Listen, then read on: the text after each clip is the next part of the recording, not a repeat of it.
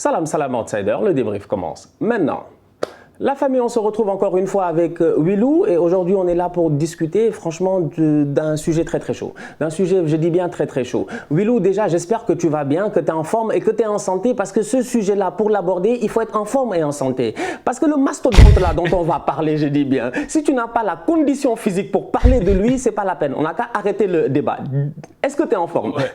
Écoute, ça va plutôt et carrément toujours très très chaud pour faire ces émissions et pour parler d'Erling Haaland, un joueur qui a été référencé sur ma chaîne. Je sais pas combien de vidéos j'ai consacré à Haaland depuis qu'on le connaît, depuis 3 ans quoi, mais très chaud pour en remettre une couche.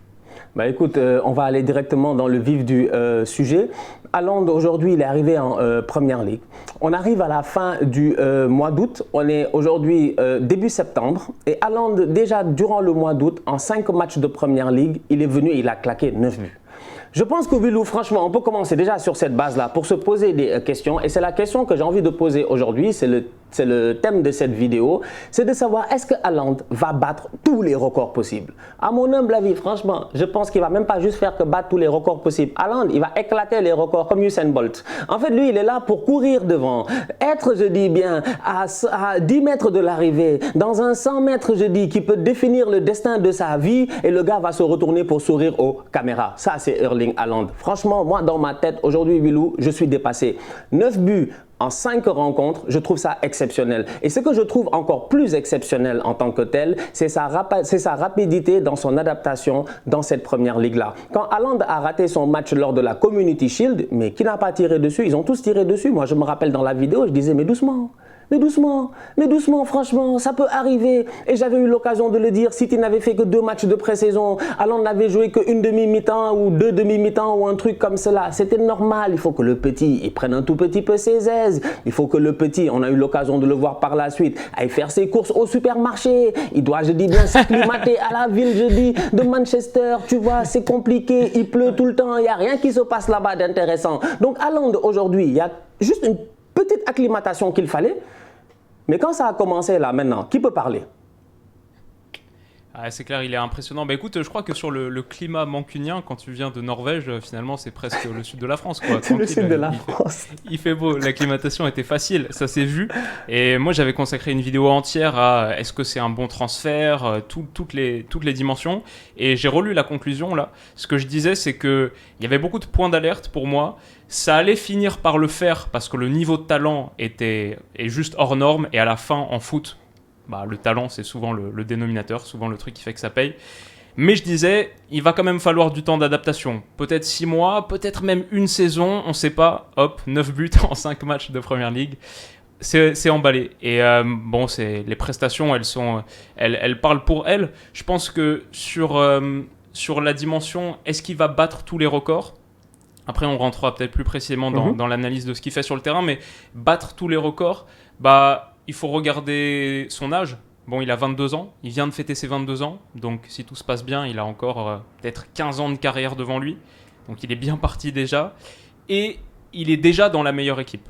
Donc, Man City, c'était cette machine hyper bien huilée, qui a remporté 4 des 5 derniers titres de Première Ligue, qui est toujours dans les derniers tours de Ligue des Champions, qui produit le football référence de cette décennie.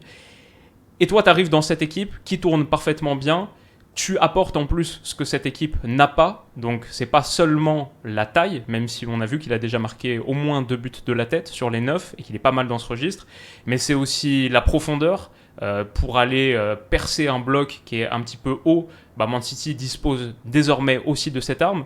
Et puis c'est juste la qualité de finition pure, savoir être dans les bonnes poches d'espace, parce qu'on parle souvent de Haaland dans les grands espaces. Franchement, dans les petits espaces, il est très bon aussi. Pas forcément avec ballon, pour dribbler, éliminer, mais dans ses déplacements. Tu le retrouves souvent seul au second poteau, comme un hasard en fait. Mais c'est parce qu'il a tellement bien lu la situation qu'il est là où il faut pour finir. Et ce gars-là, dans ce Manchester City qui tourne aussi bien, tu dis forcément, ça va faire une machine à but. Avec 15 ans de carrière devant lui, avec les capacités mentales qu'il a. Tu sais, Haaland, c'est le gars qui veut toujours progresser, qui s'est mis à la méditation, qui porte des lunettes bleues le soir, lunettes de piscine, le soir quand il regarde des écrans pour bien dormir. Enfin voilà, c'est déjà un monstre de mentalité aussi de ce point de vue-là. Il sait ce qu'il veut. Et bon, bah ça forcément, ça rend hyper optimiste. Donc ouais, moi je vois tout ça avec Erling Haaland qui est bien. Maintenant, je vois aussi des choses qui peut-être, je vais pas dire m'inquiètent, mais si on doit se pencher sur le temps long, le temps des records, c'est forcément le temps long. On peut regarder un truc, c'est quand même les blessures. Et sur 2 saisons et demie à Dortmund, 2 saisons et demie en Allemagne, il a raté 28 matchs pour blessure. Il est pas mal blessé en vrai. Et c'est assez compréhensible, un gars d'1m94 qui repose autant sur l'explosivité, l'accélération, la pure qualité athlétique. Ça, mécaniquement, ça engendre plus de blessures. Mais il ne faut pas qu'il y en ait une grave ou 2 graves qui freinent significativement sa progression et juste son rythme statistique. Bah écoute, par rapport aux blessures, ça je pense qu'on a tous eu l'occasion de le constater parce que la saison passée, on l'a cherché, on ne l'a pas trouvé. À un moment donné, on le cherchait. Moi, je me rappelle, je pense que c'était l'âge de Milou à Londres, en fait.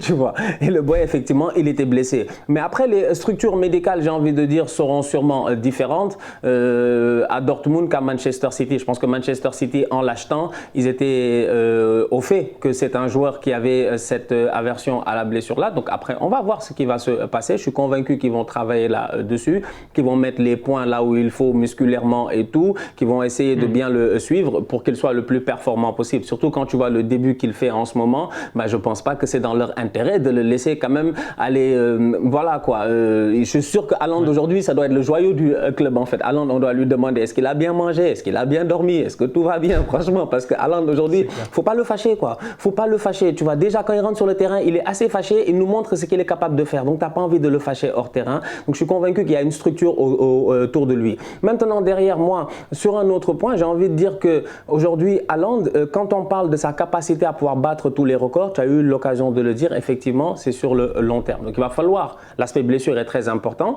Et je comprends pourquoi tu l'amènes, parce que c'est vrai que pour battre tous les records, il faut être en bonne santé. Comme Cristiano Ronaldo a eu l'occasion de l'être, comme Léo Messi a eu l'occasion de l'être. Tu dois avoir très peu de blessures.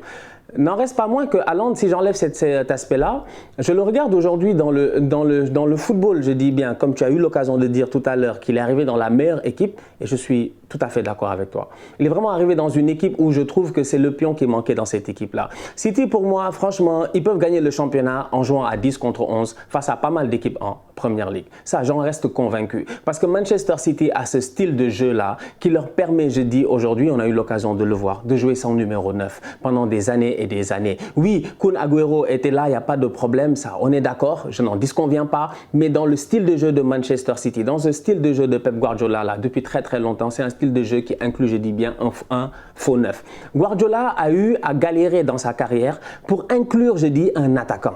Peut-être qu'il n'était pas encore dans cette maturité-là, tactique ou une maturité, je ne sais pas, personnelle pour pouvoir se modifier un tout petit peu par rapport à cette situation-là. Parce que je regarde les gars, je dis, ça a quand même été assez compliqué, même si Samuel Eto'o, il fait pichichi, tout ça avant de partir. Bon, il est quand même parti. Zlatan après. Lewandowski avec Guardiola, il fait ses statistiques et tout, mais c'est pas comme si tu as voilà, c'est pas comme si les gens s'en rappellent. Ouais, Lewandowski, Guardiola, tout ça. Donc bref, je regarde aujourd'hui et je me dis, je pense que Pep a appris de pas mal de ses erreurs et Pep aujourd'hui, il a compris qu'il a besoin de cette présence-là. Aujourd'hui, on regarde les buts de Haaland, franchement. Tu me dis 2 buts de la tête, mais ça déjà c'est exceptionnel. Le boy ne marquait pas de buts de la tête, il commence à marquer des buts de la tête. Ça c'est très très bien. Ça veut dire qu'il est en train d'essayer d'évoluer dans ce style-là. Je pense que c'est Ole Gunnar Solskjaer qui l'avait coaché à Molde et Ole Gunnar Solskjaer en parlait en disant que le boy ne sait pas jouer de la tête. Mais là aujourd'hui, il s'améliore. Ça c'est déjà important. Surtout que son grand gabarit doit lui servir à quelque chose.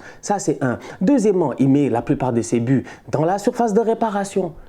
Il est dans la surface de réparation. Ce qui veut dire que dans le jeu de Manchester City, qui était un jeu de possession où ça tourne, ça tourne, ça tourne, ça tourne, ça tourne, ça joue en isolation comme au basketball. Comme je dis, Pep, il a passé tellement de temps aux États-Unis que si tu regardes son football, tu te dis waouh, il s'est trop inspiré des sports US en fait lui dans sa tête, en plus du mix avec les Bielsa et puis tout ça. Donc ça fait un cocktail qui marche.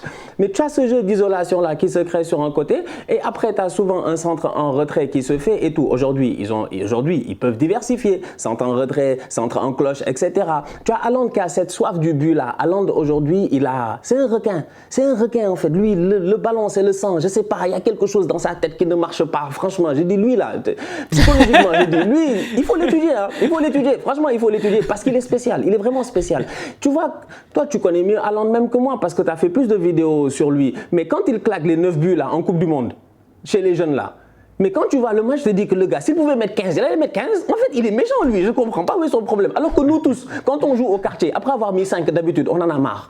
On est comme, ouais, c'est fini, ça suffit tout. Lui, il s'en fout. Lui, tu es à terre, UFC, il continue à te taper. Tant que tu n'as pas tap out ou que l'arbitre ne l'a pas soulevé, il ne s'arrête pas. Ça, c'est Haaland. Donc, du coup, aujourd'hui, dans le jeu de Manchester City, qui était un jeu où je regarde les derniers matchs de Premier League, les dernières années, et je me rends compte plusieurs fois, ils ont galéré. Des 0-0, des matchs, je dis, où ils ont la possession, ils n'ont pas un tir cadré, ils ont la possession, ils ont quelques actions et tout dangereuses. Aujourd'hui, Haaland t'offre cette option-là, que tout ballon qui traîne dans la surface de réparation, dans une circonférence, je dis bien, de 1 mètre de Haaland, parce que Haaland, il joue avec une bulle. Il joue avec une bulle de 1 mètre où tu peux absolument rien contre lui. Qui que tu sois au monde aujourd'hui, en tout cas, j'ai pas encore vu un gars qui va être capable de l'arrêter. Et j'oublie les années Dortmund et tout ce qui s'est passé avant. On parle d'un Haaland 2022 là. Aujourd'hui, là, maintenant, ça va être compliqué de l'arrêter. Cette bulle-là, en tant que telle, lui permet de claquer ces buts-là. Et City, aujourd'hui, dans leur style de jeu, ils continuent à jouer de la même manière, mais en balançant plus de ballons dans cette surface de réparation-là. De temps en temps, tu peux le lancer en contre, mais c'est rare. À Dortmund, il a mis beaucoup de buts en contre.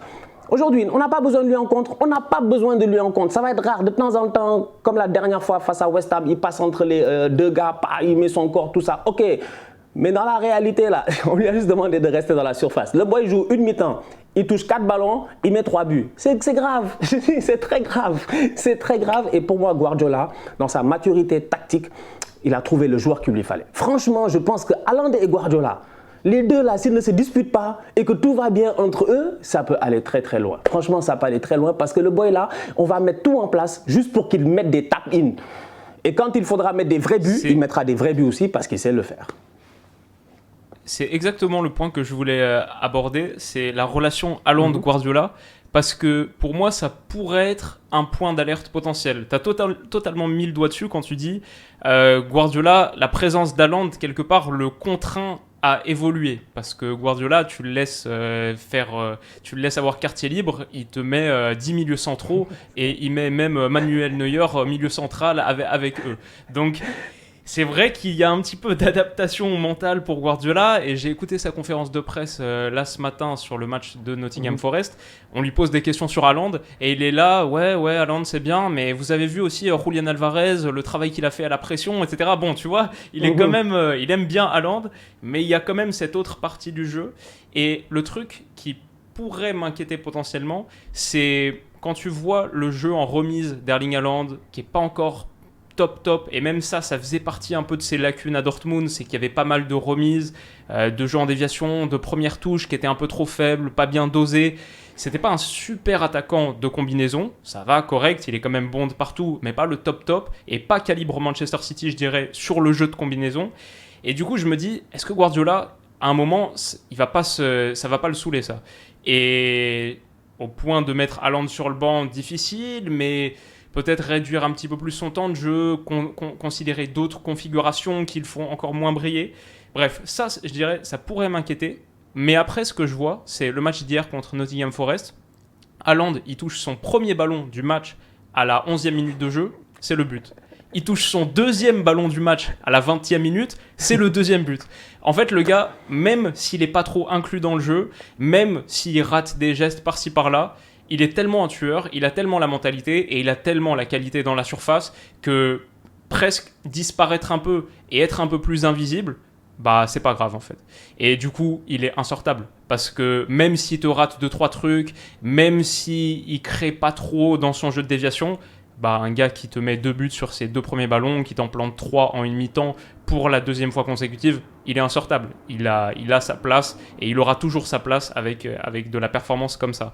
Donc voilà, même il peut être celui qui fait pencher Guardiola dans une certaine mesure, qui le fait jouer un peu contre nature, entre guillemets, même si Guardiola c'est un coach hyper intelligent, hyper flexible, hyper adaptable et qui reconnaît le talent pur et dur, qui est pas si psychorigide que ce qu'on pense, parce que la réalité c'est qu'il est toujours dans l'adaptation, même parfois trop, notamment face aux adversaires en Ligue des Champions sur certains tours. Donc ouais, je crois qu'il est très content d'avoir Erling Haaland, mais il est très content aussi d'avoir Julian Alvarez. Lui, il en a vraiment pas mal parlé, et je pense que Manchester City s'est vraiment bien renforcé là-dessus. Ouais. Donc voilà, je me fais un petit peu le... Non, je suis tout à fait d'accord avec toi.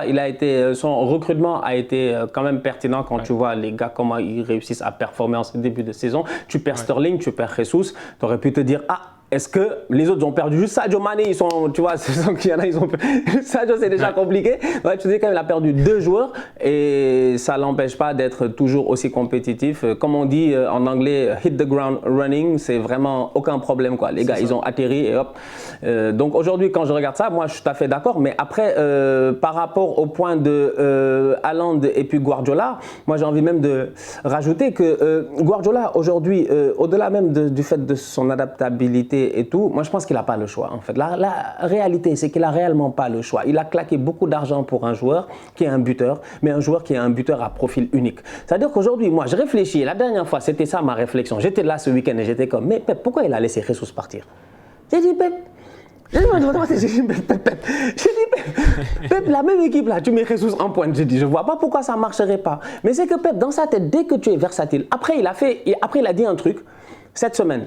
Il a dit Bernardo ne partira pas, il va rester. Bernardo est un joueur exceptionnel, tout ça, blablabla, on veut le garder. C'est un joueur qui a une multiple qualité, il est capable de jouer à plusieurs positions. Et là, j'ai fait taf dans ma tête. J'ai dit, c'est ça ton problème en fait, toi. C'est que toi, tu es incapable, toi, d'assigner un rôle à une personne. C'est ça le problème de Guardiola. Il est incapable d'assigner un rôle à une personne. Lui, il faudrait que tous les boys soient versatiles. Lui, je te jure, s'il pouvait, tous ces gars allaient aussi être gardiens de but. Malheureusement, c'est pas possible. Guardiola, aujourd'hui, c'est ça, j'ai l'impression, son réel problème. Et effectivement, dans l'évolution de la mentalité, dont on parlait tout à l'heure, durant ces 15 dernières années, ou même plus, la carrière du gars qui est exceptionnelle, il n'y a rien à dire. À un moment donné, je pense qu'il en arrive au point où il se rend compte que c'était difficile de faire jouer d'autres joueurs de ce profil-là. Mais aujourd'hui, Haaland, tu ne peux pas le faire jouer autre part. En fait, Haaland a un profil atypique qui fait que tu ne peux le faire jouer qu'en pointe. En fait, Haaland, il n'y a rien d'autre que tu puisses faire avec Haaland. Haaland, il n'y a pas de... Pep ne peut même pas s'aventurer ça. Pep, je pense qu'il est fou. J'ai eu l'occasion de le dire. Il met des kiwis dans des bolognaises, des affaires comme ça. Il va te dire, voilà, des rehaussements de goût. Mais là, il n'y a rien à rehausser là. Là, le jour où il va mettre Haaland ailier, on va le tuer. On va tous lui tomber dessus. On va dire, tu es fou, toi. Le jour où il va mettre Haaland, je ne sais pas moi, faux neuf, on va lui dire, gère-toi. Piston c'est pas droit. Possible. Il ne peut pas, en fait. Donc, ça fait que ce Haaland-là, je dis aujourd'hui, je pense que la rencontre-là, c'est peut-être la destinée. Moi, je sais pas, moi je suis comme ça dans ma tête. Des fois, je fais des trucs comme ça et je me dis, c'est le genre de destinée où je me dis, c'est pas possible. Parce que Pep, il a vraiment trouvé le gars qu'il a refoulé toute sa carrière. Toute sa carrière, il a dit non, moi je veux pas de ça, j'ai besoin de Jesus, c'est un neuf. On sait tous que Jesus, c'est un neuf. Jesus, son idole, c'est R9. On sait tous que Jesus, c'est un vrai neuf. Mais il a dit non, Jesus, tu seras ailier. C'est pas grave, le boy s'est plié. Aujourd'hui, on le met à Arsenal 9, il est en train de performer. Donc Pep, toute sa vie, là, il a renié cela. Mais là, il est tombé sur le boy, il n'y a pas d'option. En fait, Haaland, tu es obligé de mettre... Je t'ai dit au début de l'argumentaire, j'ai dit que City peut gagner le championnat à 10 contre 11. Moi, j'en suis convaincu. Ils peuvent jouer leur championnat ou bien ils vont être compétitifs, ils vont arriver 2e, 3e. Ils sont capables de le faire, City, s'ils sont déter à 10 contre 11. Maintenant, le 11e joueur qui arrive, c'est lui qui change toute la donne. Je suis convaincu que... le relationnel entre Guardiola et Haaland, comme tu as eu l'occasion de le dire, sera ultra déterminant. Il sera ultra déterminant. Il faut que le boy se sente à l'aise, que Pep le mette à l'aise et qu'il le fasse jouer. En fait, je vois beaucoup de changements, mais je ne vois pas le changement de Haaland. C'est qui peut remplacer Haaland? C'est pourquoi tu le mettrais sur le banc? Pourquoi tu le sortirais? Si le jour où il le fait, c'est qu'il a un bif avec le boy ou que le boy a déconné extra sportivement ou quelque chose. Mais je ne vois pas. Ouais, c'est ça. Et je pense pas. Ouais, quand tu vois la mentalité du gars. En plus, je pense que, tu sais, on parle beaucoup de Haaland, ce qu'il apporte de différent par rapport à Manchester City, mais je trouve qu'il apporte aussi beaucoup de choses qui correspondent au jeu de Manchester City, parce que dans la surface, comme je te dis, il trouve les petites poches et aussi il offre plus d'espace à ses partenaires en fixant peut-être 2 défenseurs au lieu d'un avant, tu vois. Gabriel Jesus, très mobile, très performant, bonne qualité même de haut but, etc. Mais tu parlais de la bulle qu'il y a autour d'Erling Haaland. Parfois, la bulle, elle knock out 2 gars autour de lui. Il faut 2 gars pour s'en occuper. Ça ouvre plus d'espace pour le partenaire et ça fait des situations où tu te retrouves à pouvoir combiner encore plus dans la surface. Ce que Manchester City adore faire, c'est l'équipe qui fait le plus de passes dans la surface de Première Ligue, peut-être d'Europe. Donc, clairement, il convient aussi à cette partie du jeu de Pep Guardiola, que Guardiola kiffe. Je pense que ça va bien se passer entre les deux, forcément. Je finirai quand même sur... on parle de la question physique. Ça reste toujours le truc. Et c'est vrai que tu dis à Manchester City, ils vont prendre soin de lui. C'est vrai que même là, contre Nottingham Forest, je crois qu'il sort au bout de 70 minutes de jeu. Donc bon, voilà, t'as planté ton triplé. Maintenant, tranquille, repose-toi un peu. Le truc, c'est qu'en Première Ligue, c'est quand même un peu différent de la Bundesliga. Déjà, il y a l'intensité naturelle du championnat, même si la Bundesliga, c'est très intense. Il y a beaucoup de courses, beaucoup d'accélération. Peut-être tu peux le mettre au même niveau. Il y a un peu plus d'impact physique, je pense, dans les duels en Première Ligue, mais même là, admettons, tu mets au même niveau. Mais en Première Ligue, il y a 38 matchs, et en Bundesliga, il y en a 34. En Première Ligue, il y a 2 coupes nationales. En Bundesliga, il n'y en a qu'une seule. Et en Première Ligue, à Manchester City surtout, tu envisages de jouer la Coupe d'Europe, idéalement jusqu'en avril-mai, alors qu'à Dortmund, en février, t'es sorti, souvent. Donc, ça va faire encore plus de matchs. Haaland, il va connaître, là, une saison à 60 matchs, presque. Est-ce que l'organisme tiendra ? C'est quand même la grosse question. Heureusement, entre guillemets pour lui, il n'y a pas de Coupe du Monde. Ça peut peut-être jouer. Il va aller faire le bûcheron là-bas en Norvège, il va manger son saumon fumé tranquille. Je te dis, il va se mettre bien, il va se mettre très bien. Relax, je te dis, des petits déj, œufs, saumon fumé, relax, tu manges bien. T'es bien dans ton environnement, tu regardes la Coupe du Monde à la télé, décembre revient, parce qu'en plus de ça, la Première Ligue, ils sont méchants, il n'y a même pas 8 jours ou 9 jours entre la finale et la reprise. Alors je vais revenir en pleine forme pour venir taper les gars. Non, moi je suis convaincu, c'est vrai que physiquement, bon, on va voir, c'est vrai, ça va être une grosse saison. Après, moi je reste quand même convaincu que physiquement, je pense que mentalement, il faut d'abord être prêt. C'est-à-dire que le physique, souvent, ça passe aussi par la tête, ça passe par le mental, et je pense que Haaland, il est déjà mentalement prêt. Et quand tu es mentalement prêt, d'habitude, ton corps peut suivre quand tu as la volonté, et je sens que ça va être le moment où il va vraiment venir exploser aux yeux de tout le monde. Donc, on va voir ce que ça va donner cette saison, franchement, mais... Je garde espoir. Franchement, je garde espoir que je reste convaincu qu'il va éclater tous les records. D'ailleurs, je me suis amusé à faire quelques records. Tu me diras ce que tu en penses. Est-ce qu'il peut battre d'abord le record de son père? Les 20 buts en Première Ligue, ça, je pense que ça... Ouais, il les bat dans 2 semaines, je crois. Il a joué 5 matchs, il est presque déjà à la moitié de ce que son père a fait dans toute une carrière en Première Ligue. Donc ça déjà c'est extraordinaire. Je regardais en Ligue des Champions, c'est vrai que Haaland en Ligue des Champions avec Manchester City, la raison aussi pour laquelle ils l'ont acheté, c'est pour aller soulever la Champions League. Ça il ne faut pas l'enlever, même si lui il va faire ses statistiques en Première Ligue. Vraiment. Cristiano Ronaldo détient le record de 17 buts en une saison de Champions League. Est-ce qu'il peut battre ce record-là? À mon humble avis, avec City, oui. C'est pas impossible. Il va avoir le temps pour le faire, sans doute. Après, 17 buts, mais ça dépend de la phase de poule, mec. City, je te dis, ils vont taper quelqu'un 7-0 en phase de poule, alors on va mettre 5 buts. Déjà là, on va mettre les bases de l'affaire. Faut faire attention. En tout cas, on va voir. Le prochain record que j'avais, c'était de savoir les 32 buts de Mohamed Salah. Ça peut tomber, ouais. C'est super bien parti pour. 32 buts, c'est pas tant que ça finalement. Ça reste la Première Ligue, je pense. Ça montre aussi un peu le niveau de la Première Ligue quand même, parce que dans la plupart des autres championnats, je crois que le record il est à 40 et plus. Donc 32, moi aussi, je pense que vu la manière. Hier, je faisais le calcul, je me suis même trompé dans la vidéo. Je pensais j'avais fait un calcul, j'étais à 8 buts en 5 matchs et tu fais 9 buts sur 8 mois, ça te fait 72 et quelques. Moi, je suis convaincu et certain que je dis, moi, cet enfant-là, je ne sais pas s'il va se blesser ou pas. Mais s'il ne se blesse pas, ça risque d'être assez dangereux, franchement. 32 buts sur une saison. Et vu aussi le fait que Mohamed Salah est mal parti pour défendre son propre record, on va voir. Attention à Mitrovic aussi, hein. On l'oublie dans l'affaire là, mais lui aussi, il est là. Il a envie d'écrire son histoire. C'est vrai. Agüero, c'est 260 buts avec Manchester City, 187 en Première Ligue. ça, normalement, c'est une question de temps. Je veux dire, s'il reste 3 ans et plus, combien de temps tu lui donnes? Moi, dans ma tête, je pense qu'il est capable de le faire en moins de 4 ans, s'il reste. Ouais. Waouh! Ouais. En moins de 4 ans, 260 buts. Au moins les 180 au moins les. Non, pas les. Non, 200. En première ligue. 260. Non, excuse-moi. J'étais plus sur le record de. En moins de 4 ans, j'étais sur le record de. Ouais, c'est ça, hein, oui. Ouais, il va falloir. C'est costaud, hein. Meilleur buteur de Manchester toute compétition City. confondue. Tu fais 260. Si tu es à 50. Ouais. Ça fait. Ouais, ça fait même s'il met 50 sur 4 ans, ça fait 200. 10. Même s'il met 50 sur 4 ans, ça fait 200. Il peut ne pas être loin, en tout cas.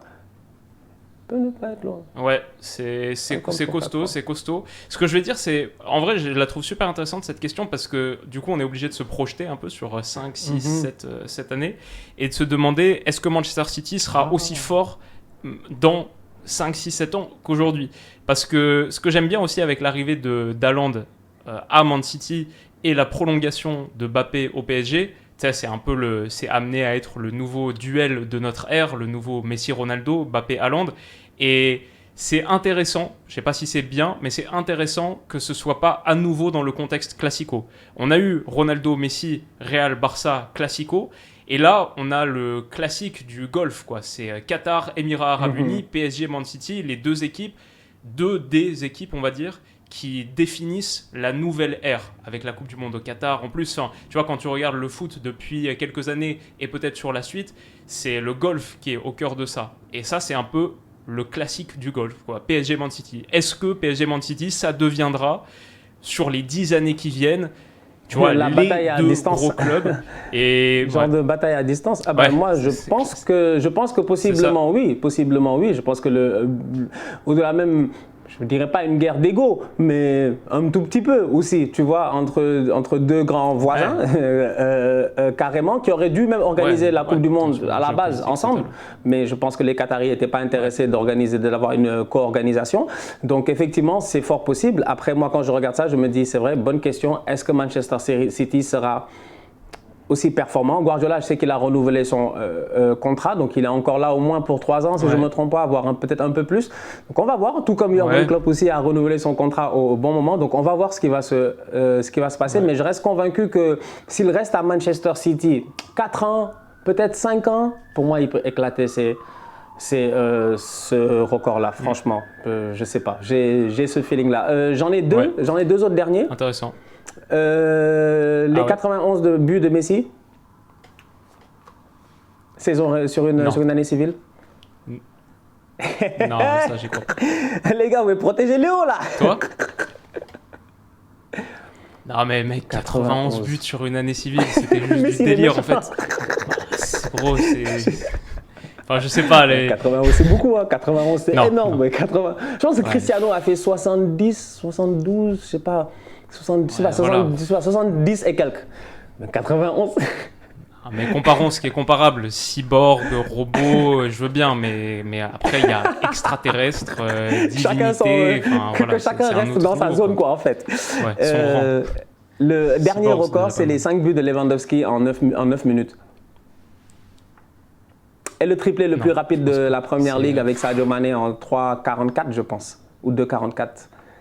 Ça aussi. C'était les 2 derniers que j'avais. Je me dis, non, parce que Haaland, il est dans ce genre de délire-là. Il est fou, lui. C'est vrai. Mais là, je pense que 5 buts en 9 minutes, c'était tellement. Je pense que ça prend un coup de chance, genre coup de baraka. C'est le coup, quoi. C'est le moment, genre ça arrive comme ça, genre les gars. Parce que, c'est sûr. C'est sûr que quand t'en plantes 50 par saison aussi, bon, ça aide. Hein. T'as plus de chances probabilistiquement d'être près du truc. Et aussi quand tu joues sous Pep Guardiola, c'est pas mal. On se souvient du Pep Guardiola comme ça, là, sur son crâne chauve, sur le 5e but de Robert. On va voir. Contre Wolfsburg. Enfin bref, toi, t'en penses quoi? Il battra tous ses records? Pour moi, franchement, je pense que la majorité de ces records-là seront battus. Je pense qu'il est parti pour cela. Après, on va voir. Et on va donner la chance aux gens dans les commentaires de nous dire, dites-nous franchement ce que vous en pensez. Est-ce que Haaland est parti, est-ce qu'il est parti pour exploser tous les records? Est-ce que son entente avec Guardiola va faciliter les choses? Est-ce que vous pensez que Guardiola, à un moment donné, il va recommencer ses expériences scientifico-footballistico qu'on lui a pas demandé et que ça va poser problème à Haaland? Franchement, dites-nous en commentaire ce que vous en pensez. Wilou, un dernier mot? Écoute, c'est tout pour moi, c'était un plaisir comme d'habitude et on se refait ça bientôt. Merci beaucoup à tout le monde, merci d'avoir été là encore une fois. On se capte très bientôt pour un nouveau débrief, pour une nouvelle vidéo avec Wilou. D'ici là, on continue à liker, on continue à partager, on s'abonne. On reste en santé, c'est le plus important. Tous outsiders.